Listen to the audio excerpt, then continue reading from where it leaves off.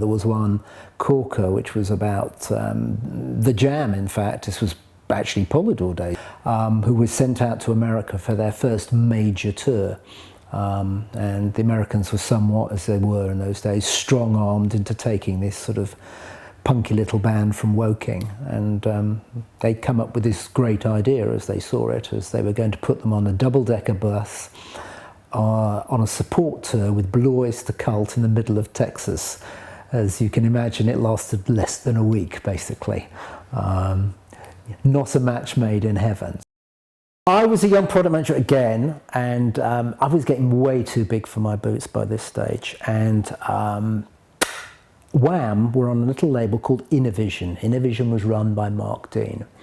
Mark and I had formed ourselves into the two young blades around town. You can't touch us. We'd had 4 hit singles. We knew it all. We could reinvent the record business.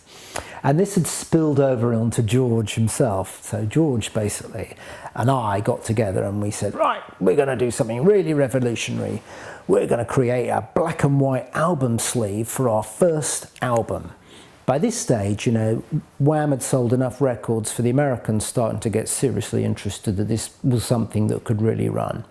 So somehow George, I and Mark managed to completely bamboozle all of the signing off procedures and everything else. And I had, along with an art director, tame art director, we'd done this sleeve, we'd taken it into production, we'd got this thing done, and we'd printed 500,000 copies of this album sleeve. Anyway, I get this call. It's Obi's secretary. Obi would like to see you.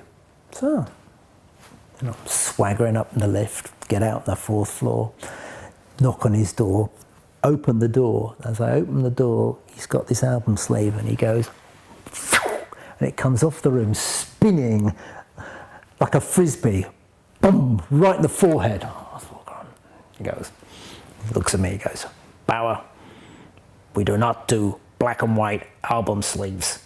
Get this done in colour. And that's it. End of story.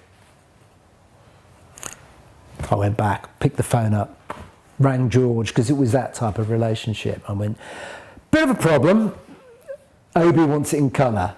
And even George went, well, he better have it in colour. I said, this is not a discussion we are having. This is what is going to happen, you know. But I can always remember there was no pussyfooting around. It was very direct and it was just landed there.